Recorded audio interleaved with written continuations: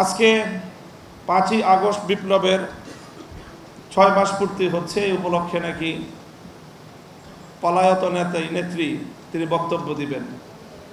তিনি মাঝে মাঝে এই বক্তব্য দিতে গিয়ে বলেন যে আমার কি অপরাধ, উনি খুঁজে পান না ওনার কি অপরাধ যে বাংলাদেশের ঐতিহাসিক স্বাধীনতার যুদ্ধ 71-এর মুক্তিযুদ্ধে যে বাংলাদেশের শাহাদাত বরণকারীদের যে সংখ্যা এ নিয়ে যে ধূম্রজাল, এই তথ্য শুনলাম আজ প্রথম যে গবেষণা করতে গিয়ে 22,000 পর্যন্ত সংখ্যা বেরিয়েছিল। 22,000 হোক যাই হোক, তো একজন ব্যক্তির একটি আবেগ মাখা বা একটি মিথ্যা বক্তব্যকে ধামাচাপা দেওয়ার জন্যে 22,000 বীর শহীদানদের পরিচয়কে গোপন করে রাখা একটি জাতীয় অপরাধ। এই জাতিকে কলঙ্কমুক্ত করার জন্য একটি উদ্যোগ হওয়া উচিত।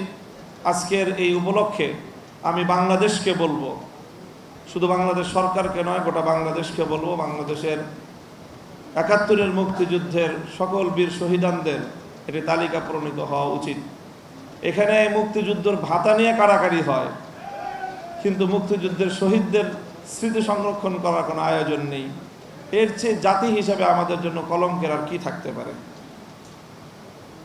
আজকে 5ই আগস্ট বিপ্লবের 6 মাস পূর্তি হচ্ছে। এই উপলক্ষে নাকি পলায়ত নেত্রী তিনি বক্তব্য দিবেন। তিনি মাঝে মাঝে এই বক্তব্য দিতে গিয়ে বলেন যে আমার কি অপরাধ, উনি খুঁজে পান না ওনার কি অপরাধ।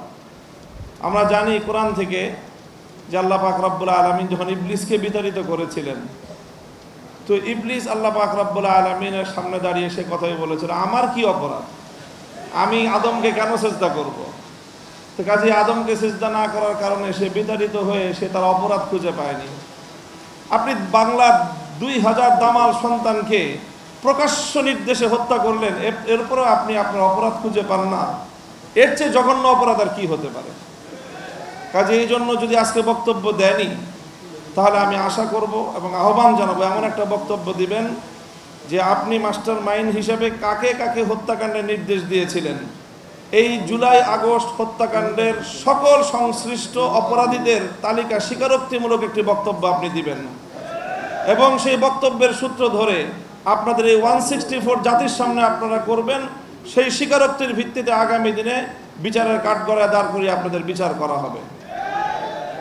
পার্শ্ববর্তী দেশ হিসেবে ভারতকে বলতে চাই যে আপনারা বাংলাদেশের স্বাধীনতা সার্বভৌমত্বকে যদি এতটুকু সম্মান করতে না জানেন, তাহলে আপনাদের সঙ্গে কূটনৈতিক সম্পর্ক বাংলাদেশ রাখবে কিভাবে। যে আপনারা বাংলাদেশের একটি ওয়ারেন্টভুক্ত আসামিকে আপনার কোলে বসিয়ে জাতির বিরুদ্ধে, শহীদদের বিরুদ্ধে আবার নতুন করে বিশুদ্ধার করবার জন্য প্ল্যাটফর্ম তৈরি করে দিবে, আর বাংলাদেশের মানুষের সঙ্গে আপনার প্রীতের সম্পর্ক থাকবে, এই ধরনের গাঁজাখড়ি কূটনৈতিক চিন্তা করা ঠিক নয়। এই জন্য ভারতকেও বলবো বাংলাদেশের মানুষের প্রতি শ্রদ্ধা প্রদর্শন করুন, দেশের জনগণের সঙ্গে সম্পর্ক তৈরি করুন। ওই পতিত আওয়ামী লীগ আর পতিত ফ্যাসিবাদের সঙ্গে সম্পর্ক রক্ষা করে বাংলাদেশের সঙ্গে আপনারা বন্ধুত্ব রক্ষা করতে পারবেন না।